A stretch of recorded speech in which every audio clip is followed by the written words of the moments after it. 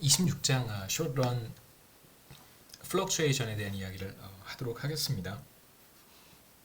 이게 이제 이번 학기 마지막 챕터고요. 사실상 우리가 이제 중간 시험 이후에 이제 거시경제 파트에 들어와서 뭐 GDP가 뭐고 그다음에 다양한 시장들에 대한 이야기를 우리가 했었는데 뭐 노동시장이라든가 자본시장 그다음에 중앙은행을 중심으로 한 통화체계라든가 결과적으로 우리가 이런 그 부문들을 물론 이제 그 부문들 자체로도 의미가 있지만 마지막으로 우리가 보고 싶었던 것은 사실 경기 변동과 관련된 이슈라고 할 수 있습니다. 그러니까 26장이 사실상 후반부 경제학 원론 후반부에서 우리가 이제 초점을 맞춰서 보려고 했던 사실 내용이죠.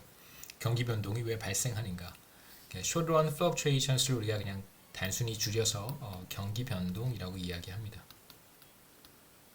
단기 경기 변동이라고 이제 이야기를 하는데 경기 변동이라고 하는 말 자체에 이제 단기 변화라고 하는 의미가 들어가 있기 때문에 경기 변동을 이제 다른 말로는 비즈니스 사이클이라고 부르기도 합니다. 그래서 뭐 비즈니스 사이클스 아니면 뭐 fluctuations, short run fluctuations 이렇게 표현을 하고요. 이제 26장에서는 이제 비즈니스 사이클에 대한 이야기 같은 뜻이에요. economic fluctuation이나 뭐 비즈니스 사이클이나 둘 다 같은 말입니다. 그래서 경기 변동에 대한 뭐 패턴들 간단하게 제가 말씀드릴 것이고 두 번째 가서는 우리가 이제 노동시장 23장이었던 것 같습니다. 23장에서 이제 노동시장을 분석하는 단순한 모형을 이 경우에 사용을 해서 경기 변동이 어떻게 나타나는지 결과적으로는 이제 경제 성장률의 변화 혹은 GDP의 단기 변화를 우리가 경기 변동이라고 이야기하는데 제가 조금 이따가 정의하겠습니다만 이런 경기 변동을 우리가 어떻게 이해할 것인가 노동시장 노동 수요와 노동 공급 모형을 이용을 해서 경기 변동에 대한 현상들을 이제 이해하려고 할 거고요.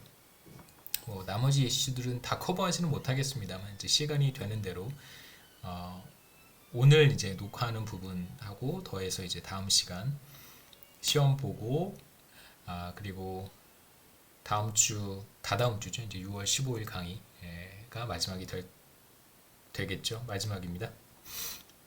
앞으로 한 2시간 더 남아 있죠. 첫 번째 이제 경기 변동을 우리가 생각을 해볼 때 지난 50년 동안 한국 경제는 매우 빠른 속도로 성장을 했었습니다. 이제 그런데 경제 성장 과정에서 항상 일정하게 경제가 성장했던 것은 아니고 업 앤 다운이 있었죠. 경제 성장률 대충 평균 한 5% 정도로 성장을 해왔는데 어떨 때는 막 9%로 성장했던 시기도 있고 또 어떨 때는 경제 성장이 마이너스를 기록했던 적도 있습니다. 그래서 일정한 증가율로 증가하지는 않았었던 거고요. 이렇게 GDP 기준으로 살펴본다면 GDP가 빠른 속도로 늘어날 때도 있고 혹은 뭐 더딘 속도로 늘어날 때도 있고 오히려 GDP가 감소하는 경우도 있습니다.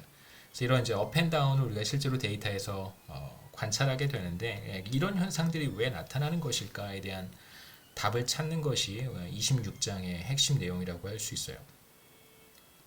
그래서 단기에 경제 성장률의 변화 혹은 단기에 실질 GDP 증가율의 변화를 우리가 경기 변동이라고 이야기합니다.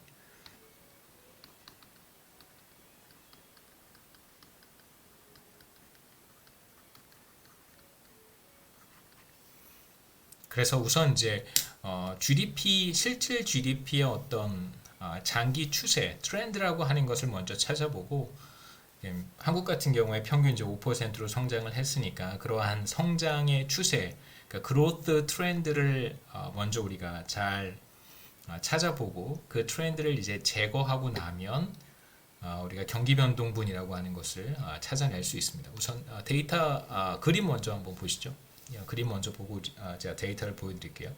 경기 변동이라고 하는 것은 뭐냐면 실제로 GDP는 한국 같은 경우에 평균 한 5% 정도로 꾸준히 이렇게 성장을 했습니다. 근데 이렇게 반듯하게 성장해 간 것은 아니고 어떨 때는 이 트렌드보다 더 빠르게 성장하던 시기도 있고 정반대로 이 트렌드보다 못 미치게 성장했던 적도 있었습니다.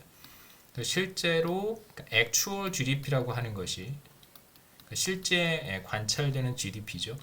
actual GDP라고 하는 것이 이제 트렌드 주변을 이렇게 변동합니다. 이제 거시경제학에서 이런 경기 변동을 어떻게 이해하냐면 트렌드라고 하는 것은 주어져 있는데 여러 가지 충격이라든가 요인들 이런 것들로 인해서 이제 GDP가 트렌드로부터 일시적으로 이제 벗어나는 현상이라고 생각을 합니다. 그래서 이러한 사이클을 우리가 생각해 보면 트렌드보다 GDP가 이렇게 떨어지는 경우 저점을 찍겠죠. 이 저점을 보통 트로프 저점이라고 보통 부르고요. 그 다음에 이제 회복해 가면서 이제 회복 국면이죠. 회복 국면에서 뭐 정점에 도달하게 될 텐데 이 정점을 이제 보통 픽이라고 부르기도 하고요. 그 다음에 다시 이제 트렌드 쪽으로 돌아가게 됩니다. 그래서 트렌드보다 아래 방향으로 GDP가 하락하게 된다면 그럼 이제 다시 이렇게 반등하게 되고 정점을 찍은 다음에는 또다시 또 이렇게 하락하게 되는 이런 사이클을 반복적으로 보이게 되죠. 그래서 앞서 이 그림에서 이제 트렌드를 만약에 우리가 제거한다면 트렌드를 제거한다는 얘기는 이제 트렌드를 이렇게 반듯하게 직선으로 그릴 수 있다면 혹은 트렌드를 제거한다면 이렇게 변동분만 남을 텐데 그 변동분을 다시 한번 그림으로 표현한 것입니다. 바로 비즈니스 사이클이죠. 경기 변동분.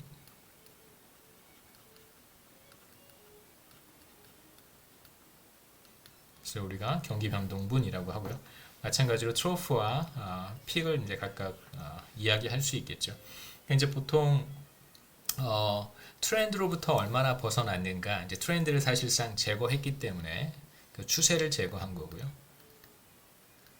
그럼 이제 얼마만큼 추세로부터 벗어났는지를 우리가 퍼센트로 보통 표현을 하는데 세로축의 값은 이제 추세로부터의 이탈 정도라고 이제 생각하시면 됩니다. 경기 변동분이라고 통상적으로 이야기하기 때문에 추세로부터 몇 퍼센트 벗어났는가, 뭐 deviation, percentage deviation from the trend니까요. 추세로부터 몇 퍼센트 벗어났는가 이렇게 우리가 측정을 합니다.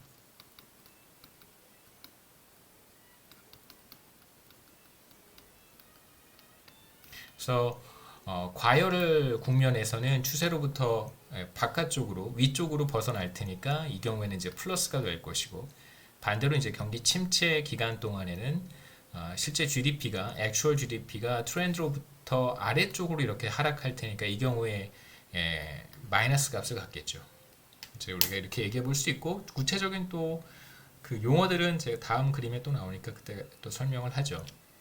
우선 데이터를 보면 1960년부터 2020년 제 기억에 이게 1분기까지 데이터가 있습니다. 2020년 4분기까지인가 있을 거예요. 2020년 4분기까지. 그래서 이제 팬데믹 리세션이 좀 반영이 되어 있고 보시면 대충 이제 사이클을 눈에 띄는 사이클이 이렇게 몇 군데 보이는데 이제 이 사이클들은 80년대 전후로 나타났던 이 사이클은 이제 오일 샥 때문에 나타났던 거고요. 오일 쇼크. 그 다음에 2000년 직전에 나타났던 이 충격이 이제 IMF 경제 위기.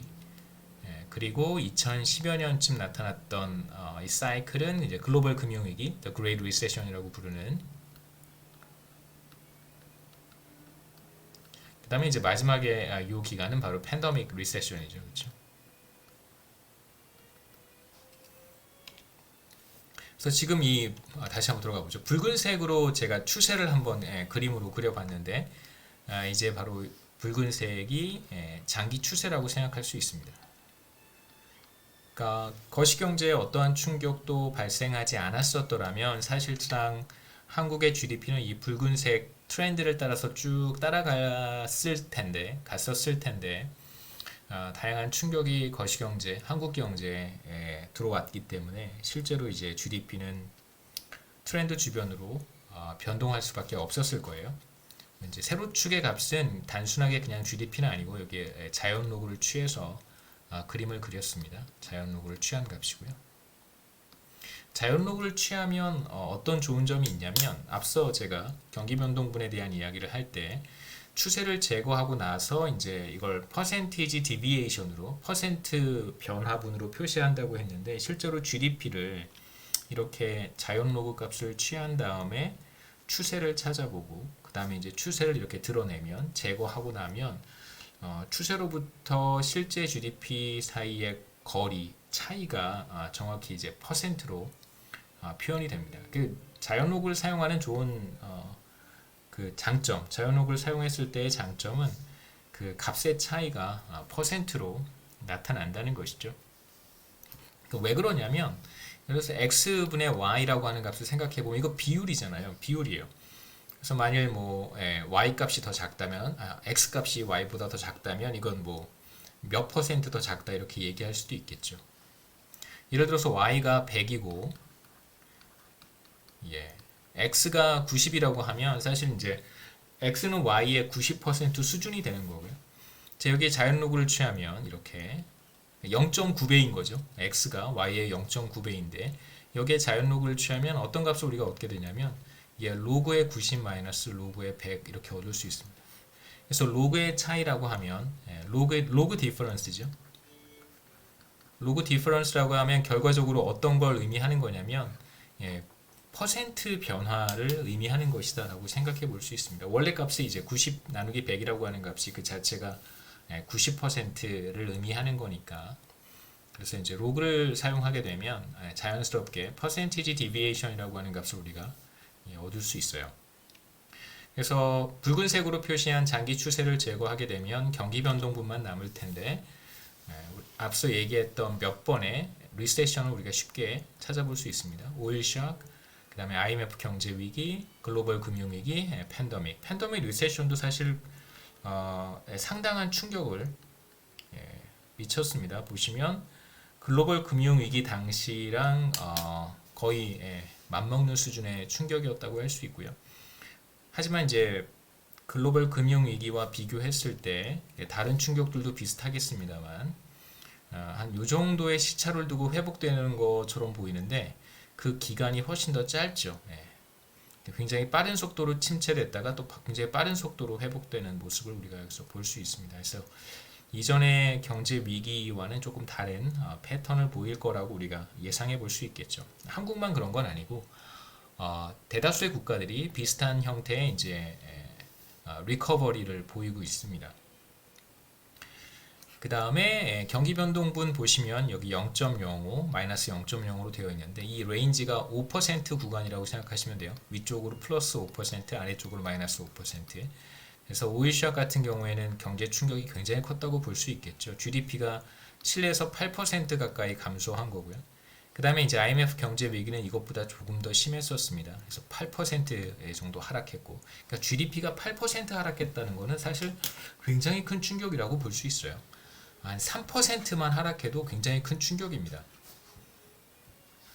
그 다음에 이제 글로벌 금융 위기랑 팬데믹 같은 경우에도 이제 거의 3% 넘는 3%에서 4% 정도 하락한 걸로 보이죠. 그래서 이렇게 로그 GDP의 로그를 취한 다음에 장기 추세를 제거하게 되면 우리가 쉽게 퍼센티지 디비에이션을 계산하게 되고 단순하게 이제 GDP가 몇 퍼센트 하락했는지 몇 퍼센트 상승했는지를 좀 더 쉽게 우리가 계산해 볼 수 있습니다. 그래서 경기 변동분 이렇게 계산한 것이죠. 실제 GDP에서 트렌드를 제거한 다음에 트렌드로 나누어 주면 이게 바로 트렌드로부터 몇 퍼센트 벗어났는가를 의미하는 것이죠. 이게 이제 퍼센티지 디비에이션입니다. 퍼센티지 디비에이션이에요. 이 값 자체가 바로 트렌드로부터 얼마나 벗어났는지 몇 퍼센트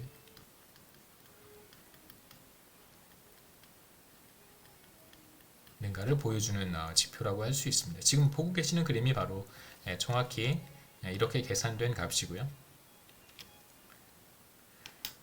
그래서 만일 이 percentage deviation이 경기 변동분입니다. 그냥 단순하게 이걸 경기 변동분이라고 불러도 괜찮아요.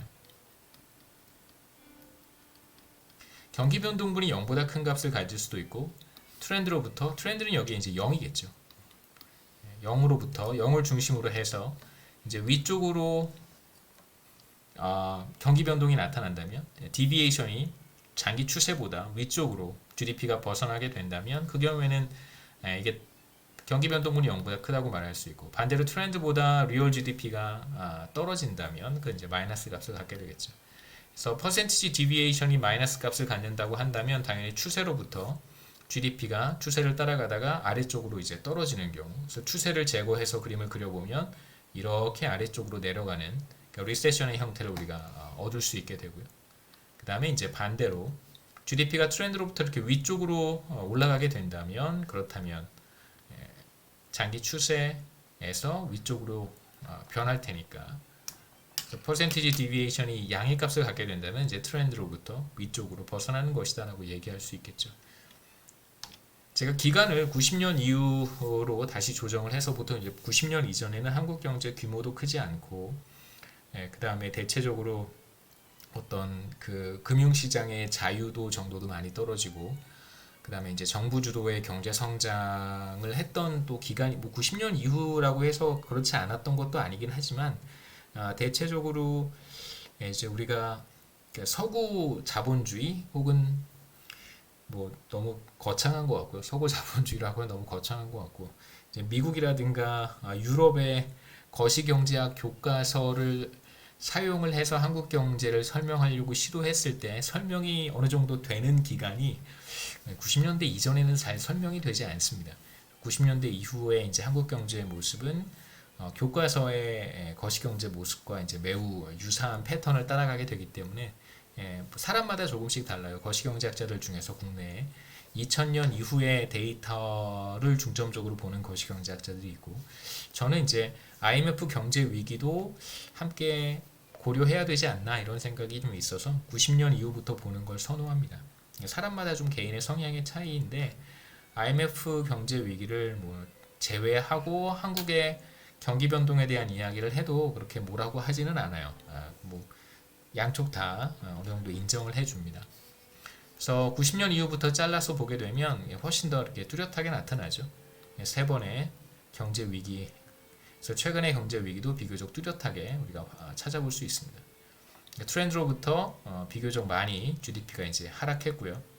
그러니까 GDP가 이렇게 가다가 이렇게 떨어진 거니까 실제로 실질 GDP가 하락한 것이죠. GDP가 감소한 거예요. 팬데믹 상황에서. 그 다음에 이 기간들도 보시면 GDP가 많이 떨어졌죠. IMF 경제 위기, 그 다음에 글로벌 금융 위기도 GDP가 이렇게 하락했습니다. 그래서 트렌드를 제거하고 나면 우리가 조금 더 뚜렷하게 경기 변동분을 찾아볼 수 있겠죠.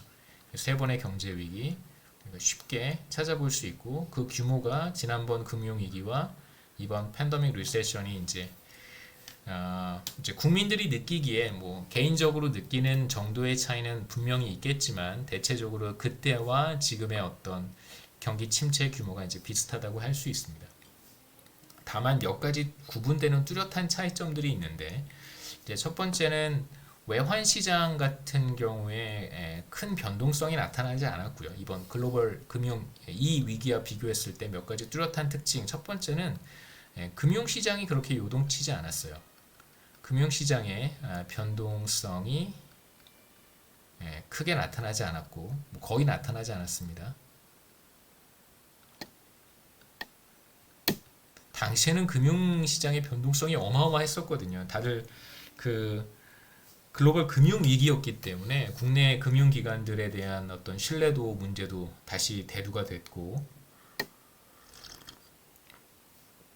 그랬던 시기였기 때문에 그 다음에 이제 구분되는 또 하나의 차이점은 뭐냐면 글로벌 금융 위기 과정에서 이제 유럽, 미국의 부동산 시장이 크게 부동산 가격이 크게 폭락했었습니다. 그런 영향으로 인해서 국내에서도 이제 부동산 가격이 주택 가격이 하락하는 그런 이제 모습을 보였었고요. 상당히 오랜 시간 동안 주택 가격이 이전 수준을 회복하지 못하고 좀 서서히 상승했던 기간이기도 합니다만 최근에 이제 팬데믹 리세션에서는 정반대의 현상이 나타났죠. 주택 가격이 빠르게 상승했습니다. 몇 가지 이제 뭐 대조적인 모습들을 우리가 찾아볼 수 있긴 있는데 뭐제 생각에 뚜렷하게 나타나는 구분되는 특징은 이 두 가지라고 할 수 있고요. 그 다음에 이제 경기 변동과 관련된 몇 가지 용어들을 제가 소개를 할 텐데 우선 GDP가 증가하는 구간이 있죠. 이 하나의 사이클을 우리가 생각해 보면 GDP가 늘어나는 구간이 있는데 바로 이 구간입니다. 보통 이 구간을 우리가 expansion, 확장 국면이라고 얘기를 하고요. 뭐 그냥 흔히 줄여서 붐이라고 얘기하기도 합니다. 그 다음에 이제 반대로 GDP가 감소하는 그 국면이 있죠. 뭐 이쪽도 그렇고, 그 다음에 이제 이쪽도 그렇습니다. 이런 기간을 이제 수축 구간, contraction이라고 부르기도 하고요. 그 다음에 이제 뭐 흔히들 경기 침체, recession이라고 부르기도 하죠. 그래서 국가마다 지금 경제 상황이 경기 침체인가, 리세션인가를 이제 판단하는 위원회 같은 게 있어요. 커미티 같은 것이 있습니다. 한국은 뭐 그런 비슷한 게 있기는 있는데요. 근데 좀 이상한 것 같아요. 미국 같은 경우에는 이제 그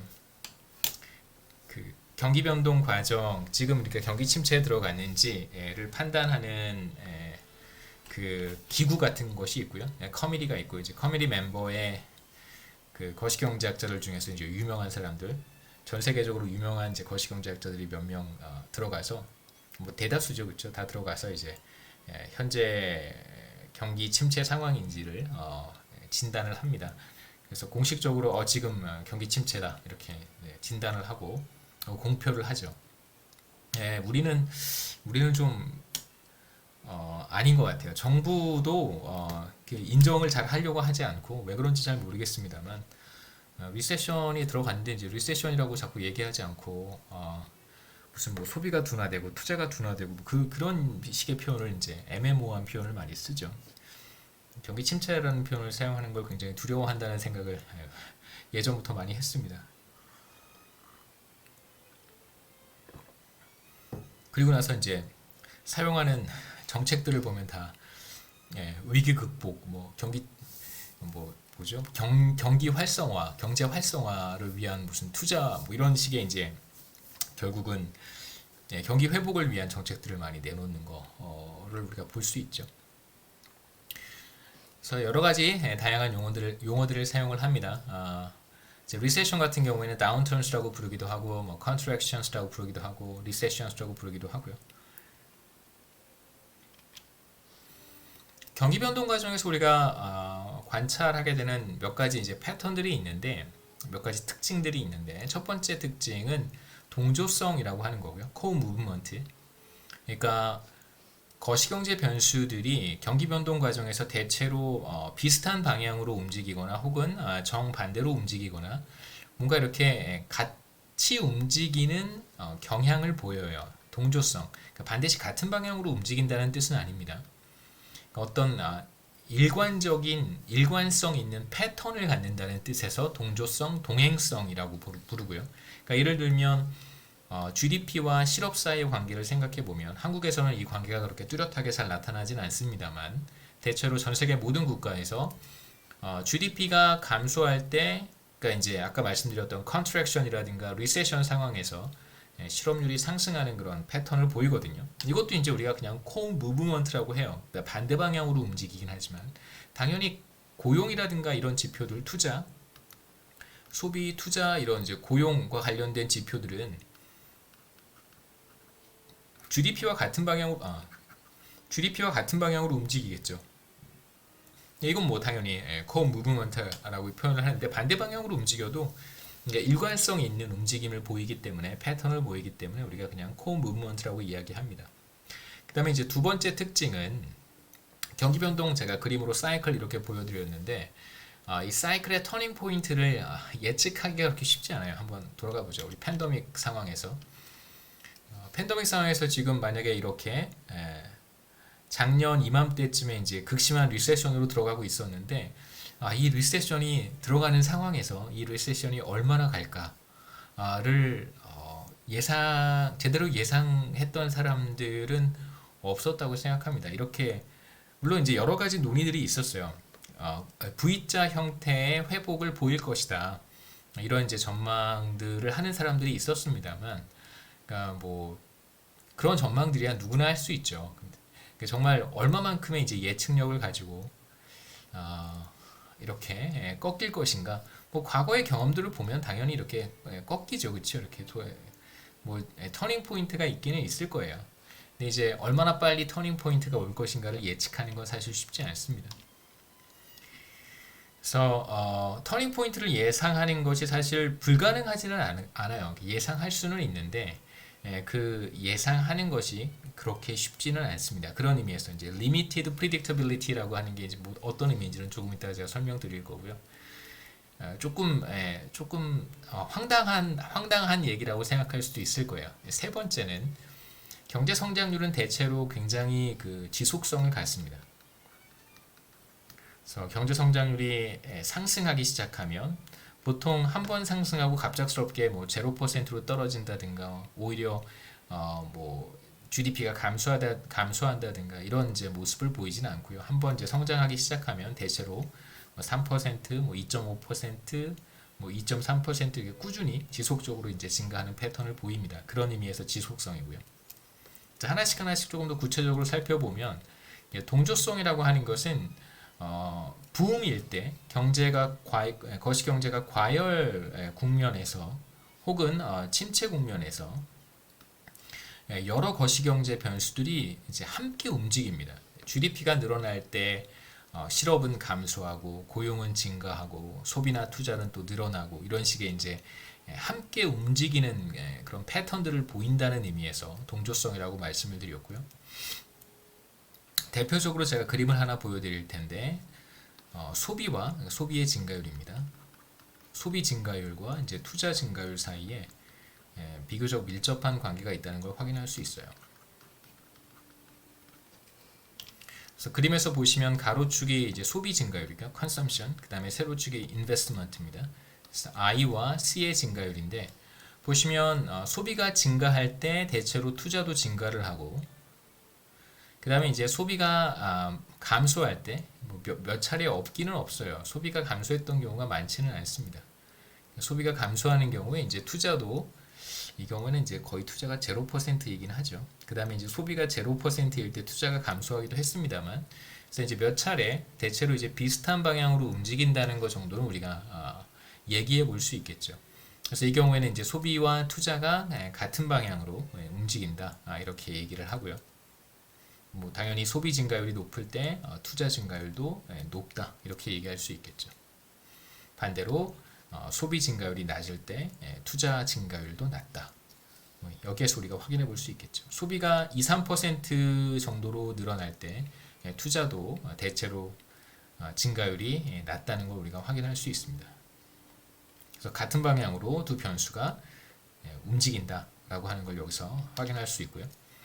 그 다음에 제가 그림을 따로 준비하진 않았습니다만 투자의 변동성과 소비의 변동성을 비교해 보면 투자의 변동성이 훨씬 더 커요. 무슨 뜻이냐면 우리가 지금 비즈니스 사이클 얘기를 하면서 GDP가 이렇게 왔다 갔다 한다는 얘기를 했었습니다. 뭐 글로벌 금융위기 때 혹은 이제 팬데믹 리세션 상황에서 이렇게 변동한다는 이야기를 했는데 지금 이게 만약에 소비도 이렇게 그림을 그려볼 수 있어요. 실제로 소비도 이렇게 플럭추에이트를 합니다. 제가 그림을 준비하지 못해서 죄송합니다만 소비도 늘어나기도 하고 감소하기도 해요. 소비도 플럭추에이트를 하는데 투자도 비슷하게 변동하겠죠.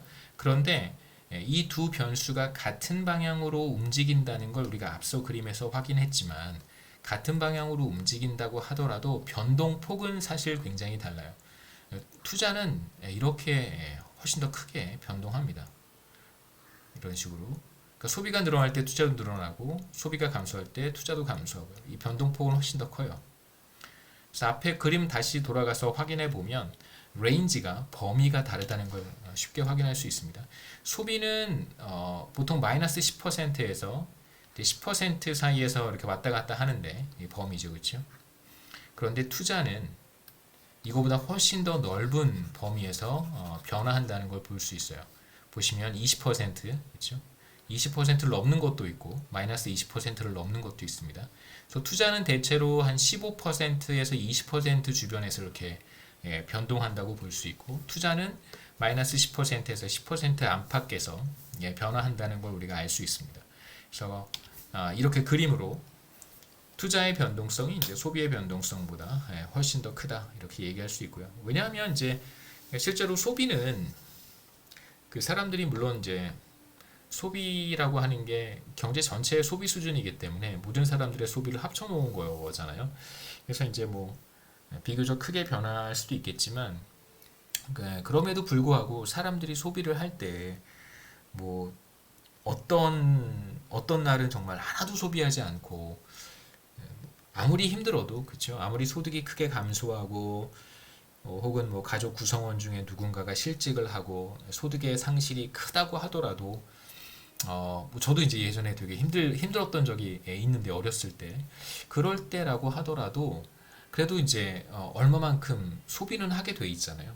그러니까 아껴서, 소득이 있을 때 이제 그걸 좀 아껴서 그 레이니 데이도 있을 수 있고, 그런 날들에 이제 대비를 해서 항상 소비를 해야 되기 때문에, 아무리 소득이 크게 감소한다고 하더라도 이제 소비는 일정 수준 유지한다는 걸 우리가 대체적으로 거의 모든 가구들이, 물론 소득이 늘어날 때 소비가 늘어나기도 합니다만, 아무리 소득의 감소가 크다고 하더라도 일정 부분 소비를 한다는 걸 우리가 알 수 있어요. 그런 의미에서 사실 소비의 변동성이 그렇게 커질 거라고 예상하기는 어렵습니다. 하지만 투자는 그렇지 않죠. 투자는 기업이 지금 상황에서 투자를 하지 않는 것이 좋겠다고 판단하면 투자를 확 줄여버리기도 하고요. 그 다음에 지금 상황에서는 투자를 늘리는 게 좋겠다라고 판단하면 투자를 이제 적극적으로 시행하기도 합니다.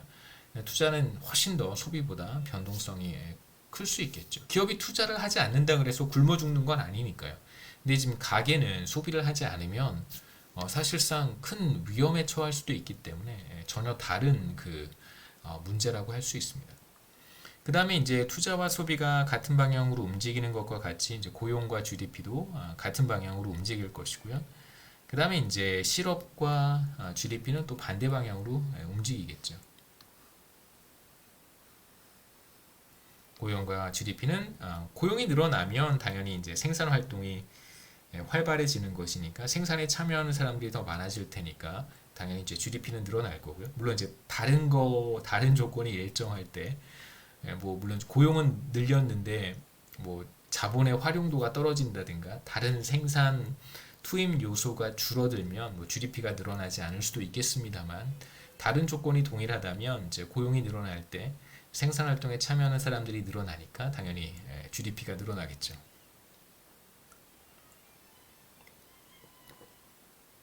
그래서 한국에서는 그 고용과 GDP 사이의 관계는 비교적 밀접하게 나타나는데, 실업과 이제 GDP 사이의 관계는 그렇게 긴밀하게 네거티브 릴레이션십을 보통 보이는데, 그렇게 긴밀한 모습을 보이지는 않습니다. 두 번째는 이제 터닝 포인트를 예측하는 것이 쉽지 않다고 말씀을 드렸는데, 그러니까 언제 그 트로프에 들어가느냐, 언제 저점 바닥을 찍느냐, 바닥을 치느냐라고 물어볼 때는 리세션 초입부에서는 경기 침체가 시작되는 시기에는 언제 이 바닥을 찍고 이제 회복 국면으로 들어갈 것이냐, 익스펜션 그 국면으로 들어갈 것인가라고 물어보면 사실 답하기 굉장히 어렵습니다. 네, 하지만 계속해서 이렇게 저점을 향해 가는 과정에서는 비즈니스 사이클 이렇게 우리가 그림으로 그렸었잖아요. 여기가 이제 트로프입니다. 저점인데, 초입부에서는 여기에서는 실제로 언제 바닥을 칠지 예상하기는 어려워요. 하지만 계속해서 리세션으로 더 들어가서 한 이쯤 도달하게 되면 이제 여기서부터는 언제쯤 바닥을 찍겠구나 라고 예상할 수 있겠죠. 그럼 뭐 당연히 픽도 마찬가지입니다. 언제 픽이 도달할 것인가도 이 시점에서는 사실 예상하기 어려워요. 막 저점을 지났는데 언제 픽에 도달할 것이고 언제 픽이 끝나는가를 여기에서 예상하는 건 사실 쉽지 않습니다. 근데 이제 점점점 픽에 가까이 가게 되면 그러면 언제 이제 터닝 포인트인지를 예상할 수 있겠죠. 근데 가끔 이제 축구 경기 이런 거 보다 보면 그 국내 축구 경기 이런 거 보다 보면 그 혹시 보신 분들은 아마 느끼셨을 텐데 요즘 무슨 AI가 경기 결과를 예측한다 그래서 두 양 팀의 무슨 그 이길 확률, 비길 확률 이런 걸 이렇게 보여주거든요. 근데 조금 웃겨요. 그거 되게 보고 있으면. 점점 이제 축구 경기를 한 90분 동안 하는데 90분 끝나갈 때쯤 되면 이제 점점 1대 0으로 어느 한 팀이 이기고 있다고 한번 해보죠. 그럼 1대 0으로 이기고 있는 팀이 이길 확률은 점점 늘어나는 거예요. 그 당연히 뭐 승부 결과를 예측하는 것이 경기가 끝날 때쯤 되면은 뭐 당연히 뭐 예측 가능성은 높아지는 것이죠. 어떻게 보면 당연한 얘기고 어떻게 보면 황당한 얘기예요. 네, 하지만 여러 가지 통계 기법이 존재하기 때문에 보통 계량 경제학에서 여러분 배우실 텐데 계량 경제학의 여러 가지 통계 기법들을 활용하게 되면 이제 언제쯤 우리가 터닝 포인트에 도달하게 되는지를 비교적 정확하게 예측할 수 있습니다.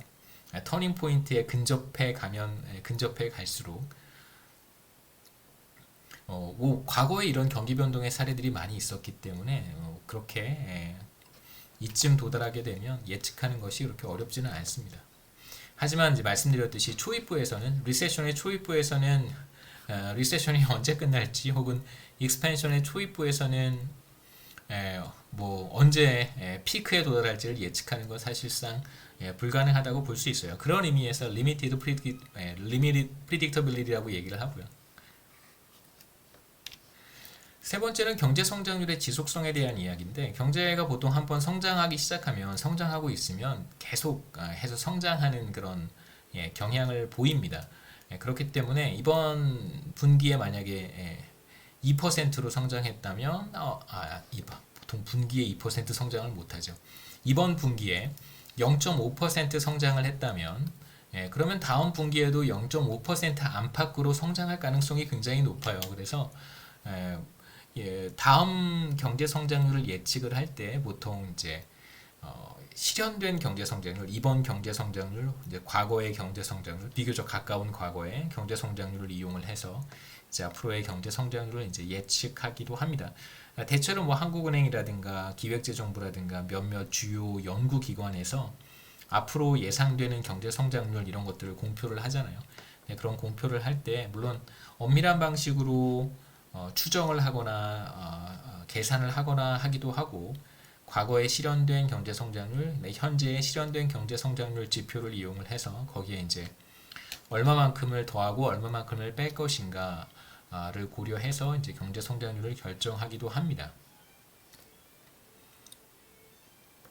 마찬가지로 수축 국면에 들어갔을 때 경제가 리세션으로 들어가는 과정에서도 계속해서 이제 경제 성장률이 마이너스 값을 보일 수 있겠죠. GDP가 하락하는 것이 경제 성장률이 마이너스 값을 갖는 것이니까 그런 경우에도 대체적으로 GDP 성장률이 증감률이 마이너스 값을 지속적으로 이제 갖는 경향이 있습니다. 물론 시간이 흘러가면 흘러갈수록 언젠가는 바닥을 찍을 것이기 때문에 트로프가 있기 때문에 이제 그 전까지는 계속해서 뭐 조금씩 조정되어 가면서 지속성을 이제 보이게 돼요. 그래서 우리가 여기서 사용하려고 하는 이제 간단한 모형은 23장에서 살펴봤던 노동시장 모형이고요. 노동 공급과 노동 수요, 경제 전체의 노동 시장을 이제 단일 노동 시장 하나만 존재한다고 가정을 하고 전반적인 경제 상황에 따라서 기업들의 어떤 노동 수요가 변할 수 있겠죠. 노동 수요가 늘어날 수도 있고 노동 수요가 이제 줄어들 수도 있습니다. 이제 그러한 영향을 고려를 해서 다시 말씀드리면 경제가 리세션으로 들어가게 되면 경기 침체 기간에는 경기 변동 과정에서 리세션으로 들어가게 되면 당연히 기업들의 노동 수요가 감소하겠죠. 뭐 정리해고를 할 수도 있고 그 다음에 이제 신규 채용을 안 할 수도 있고요. 또는 자본의 가동률을 낮출 수도 있습니다. 공장을 보통 이제 하루 24시간 중에서 뭐 한 18시간, 19시간 공장을 가동을 하다가 가동률이 상당히 높은 상황이었는데 리세션이 되면 이제 그 기업이라든가 여러 기업들이 생산하는 제품에 대한 수요가 감소할 거예요. 사람들이 뭐 지갑을 닫는다 이런 표현을 많이 쓰잖아요. 이제 소비가 둔화될 것이고 이제 그렇게 되면 제품에 대한 수요, 서비스에 대한 수요가 줄어들기 때문에 이제 공장들은 가동률을 떨어뜨릴 수밖에 없습니다. 그럼 당연히 이제 노동자들도 정리해고를 하거나 아니면 근무 시간을 단축하거나, 그러니까 레이버 투입도 줄이겠지만 동시에 이제 자본의 투입도 줄이게 되는데, 자본 투입을 줄일 수도 있고 지금 말씀드렸듯이 가동률을 떨어뜨릴 수도 있어요. 가동률을 보통 이제 utilization rate라고 합니다. 자본 스탁의 가동률이죠. utilization rate를 떨어뜨리기도 해요. 그러니까 18시간 공장을 돌렸었는데 리세션으로 들어가게 되면 뭐 한 12시간 정도만 돌린다든가, 그래서 이런 패턴이 나타날 거고요. 그러면 당연히 이제 노동 수요가 더 감소할 수 있겠죠. 그럼 이제 전반적으로 노동 수요가 감소하게 되면 뭐 공급이 일정하다고 했을 때, 물론 노동 공급이 감소할 수도 있습니다. 혹은 증가할 수도 있고요. 노동 공급도 변할 수 있겠지만 노동 공급이 일정하다고 가정했을 때 노동 공급이 감소하게 되면 노동 시장에서 어떤 조정이 발생해야 되는데, 이게 서플라이고 디맨드입니다. 노동 수요가 감소하게 되면 전반적인 고용은 감소할 것이고, 그렇죠? 고용 수준이 감소하게 되고 웨이지는 하락할 거예요. 실질 임금이. 그런데 만일 실질 임금이 신축적이지 않아서 임금이 조정되지 않는다고 한다면 이제 우리가 몇 가지 좀 더 재미있는 이야기를 해볼 수 있겠죠. 실업에 대한 이야기도 할 수 있을 것이고, 그래서 여기서는 이제 기본적으로 임금 경직성에 대한 가정을 도입하겠습니다. 그러니까 실질 임금이 경직적이라고 가정을 하죠.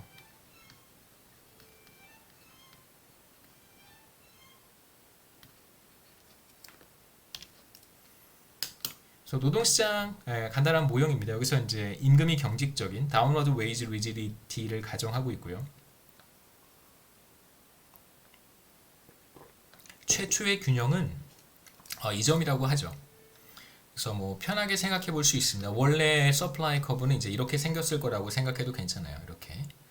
이렇게 생겼을 것이고, 그 다음에 이런 건 없었던 거죠. 이렇게 생각해 볼 수 있습니다. 그래서 이제 임금이 최초의 임금이 이제 여기에서 결정이 됐었는데, 이게 이제 최초의 임금이죠. 여기서 결정이 됐었는데, 뭐 노동시장에서 임금이 즉각적으로 조정이 되지 않는다고 한다면 마치 레이버 서플라이 커브가 이렇게 직선의 형태를 갖는 것처럼 우리가 그려볼 수 있습니다. 그래서 노동시장 균형은 이제 우리가 앞으로 경기 변동에 대한 이야기를 할 때 이제 빈번하게 사용하게 되는 핵심이 되는 모형이고요. 그래서 이걸 사용을 해서 고용은 어떻게 변화하고, 그러니까 경제 전체에 충격이 발생해서 리세션으로 들어가든 붐으로 들어가든 경기가 침체가 되든 과열이 되든 어떠한 변화가 나타날 텐데, 그로 인해서 1차적으로 노동 수요 곡선이 이동한다고 우리가 해석을 하겠습니다.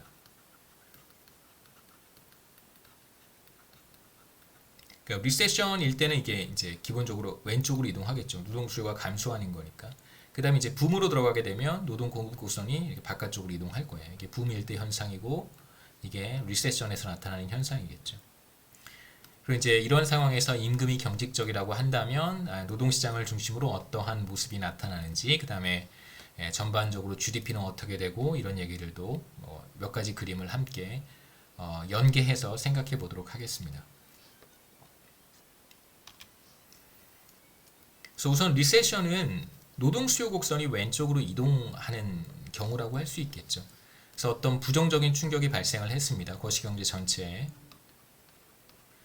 그렇게 되면 이제 기업들이 노동 수요를 줄이는, 그러니까 노동 투입량을 줄이는, 고용을 줄이는 경우라고 할 수 있겠죠. 신규 채용을 줄인다던가, 그 다음에 이제 뭐 대량 해고, 정리 해고를 한다든가, 그 다음에 이제 아까 말씀드렸듯이 이제 자본의 가동률을 떨어뜨린다든가, 공장을 셧다운할 수도 있습니다. 그 다음에 뭐 최근에도 그런 사례들이 많이 있었습니다만, 저희 동네도 그 지난 1년 동안 그 주변에 이제 저희 뭐 식당들도 많고, 그 다음에 뭐 커피숍도 많고, 주변에 뭐 좀 많거든요. 빵집도 많고. 그런데 많은 가게들이 문을 닫았습니다. 그래서 지난 1년 동안 굉장히 좀 많이 우울하더라고요. 뭐 제가 단골로 이용하던 곳들은 이제 그대로 있어서 뭐 크게 이제 뭐 마음이 좀 무겁지는 않았는데 굉장히 많은 점포들이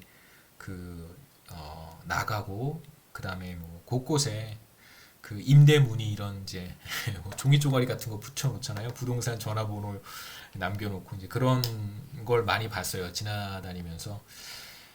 예, 뭐 기본적으로 사업장 뭐 우리는 이제 뭐 소매업 하는 사람들 하는 분들을 이제 일상생활에서 많이 접하게 되는데 이거보다 조금 더 큰 사업 규모를 가지고 있는 사업장의 경우에는 아마 조금 더 다른 의사결정을 했을 거라고 생각할 수 있습니다. 지금 신규 채용이 제대로 되어야지 않는 이유도 우리가 지금 리세션 가운데 있는 리세션 상황이기 때문에 이제 그렇다고 이해할 수 있고요.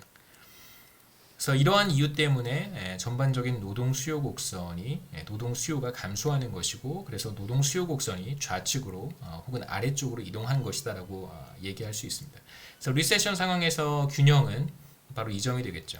이제 왜냐하면 임금이 경직적이기 때문에 임금이 경직적이지 않았었더라면 노동 공급 곡선은 이렇게 생겼으니까 이 점에서 균형이 이루어질 거예요. 그 다음에 실업도 나타나지 않습니다. 하지만 이제 우리가 이제부터 보려고 하는 중요한 특징 중에 하나는 임금이 경직적인 거예요. 실질 임금이. 그렇기 때문에 리세션으로 인해서 노동 수요가 감소했을 때에도 웨이지는 하락하지 않고 이전 수준에서 그대로 일정하게 유지가 됩니다. 자, 그렇게 되면 이 임금 수준에서 일을 하려고 하는 사람들은 이만큼이겠죠. 이만큼은 실제로 일을 하고자 하는 사람들이고요.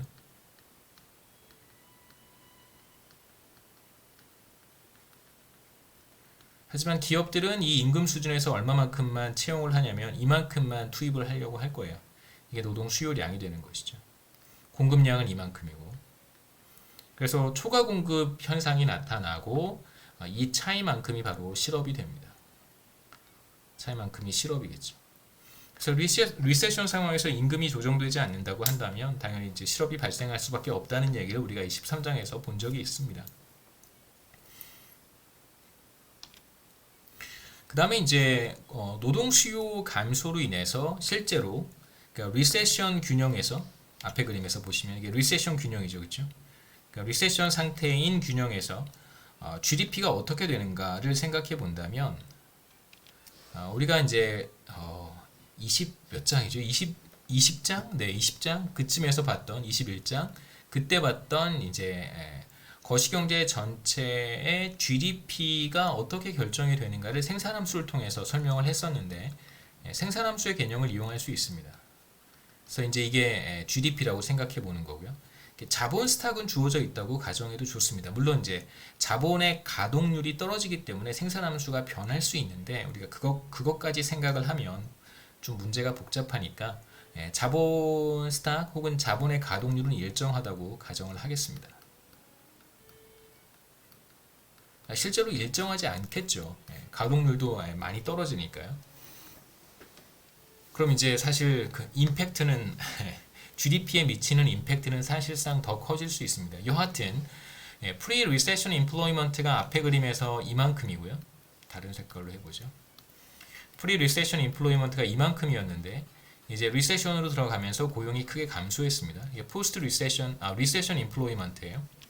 그래서 이쪽이 프리-리세션 임플로이먼트에서 리세션 임플로이먼트로 고용이 감소했고요.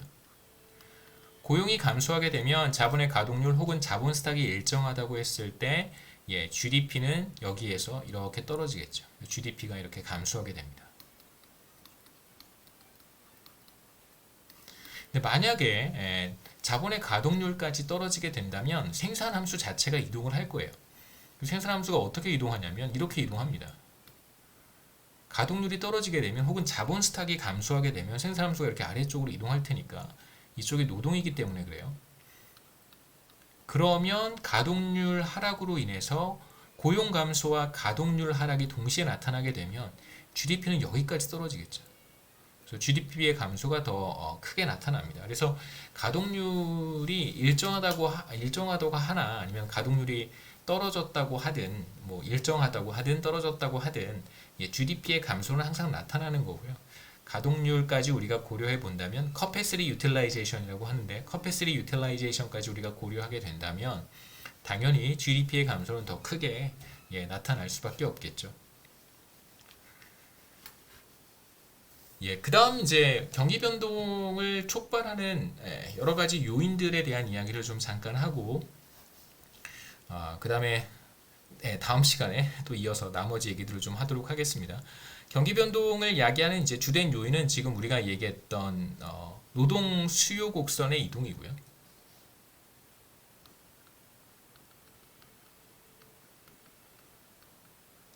그러니까 리세션 상황에서 노동 수요가 감소하고 이제 기업들이 고용을 축소하거나 대량 해고, 정리 해고를 한다든가, 그 다음에 이제 근로 시간을 줄인다든가 이러한 형태가 나타나기 때문에 실제로 노동 수요의 감소가 나타나는 것이고요.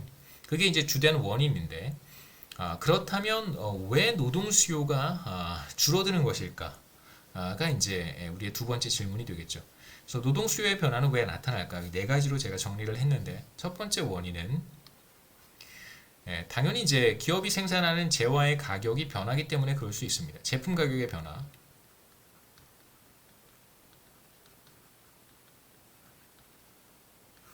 제품 가격이 변화하면 당연히 노동 수요가 변할 수 있고요. 두 번째는 기업이 생산해서 판매하는 제품에 대한 수요의 변화겠죠. 그래서 가장 중요한 것은 뭐 전과 달리 사람들이 뭐 특정 기업들에서 생산하는 제품에 대한 수요가 크게 감소한 경우에, 예를 들면 이제 앞으로 어떤 변화가 나타날지 모르겠습니다만, 뭐 계속해서 이제 전기 자동차 부문으로 조금씩 이제 옮겨가고 있잖아요. 사람들의 선호가.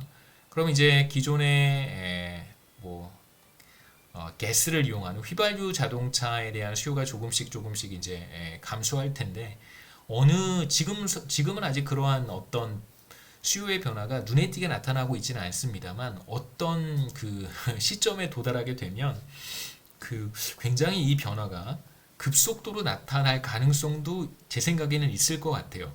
이제 그렇게 되면 기존에 이제 휘발유 자동차를 생산하던 기업들에게는 상당히 큰 충격이 되지 않을까. 그럼 당연히 이제 뭐 현대자동차나 기아자동차 같은 경우에 노사 관계, 뭐 노조가 굉장히 강하기 때문에 어떠한 변화가 나타날지는 저도 잘 모르겠습니다만, 여하튼 뭐 우리가 그런 문제를 생각하지 않는다면 노동 수요의 감소가 자연스럽게 뒤따를 수밖에 없을 거라고 생각할 수 있겠죠. 세 번째는 생산성의 변화 혹은 기술 수준의 변화라고 이야기를 합니다.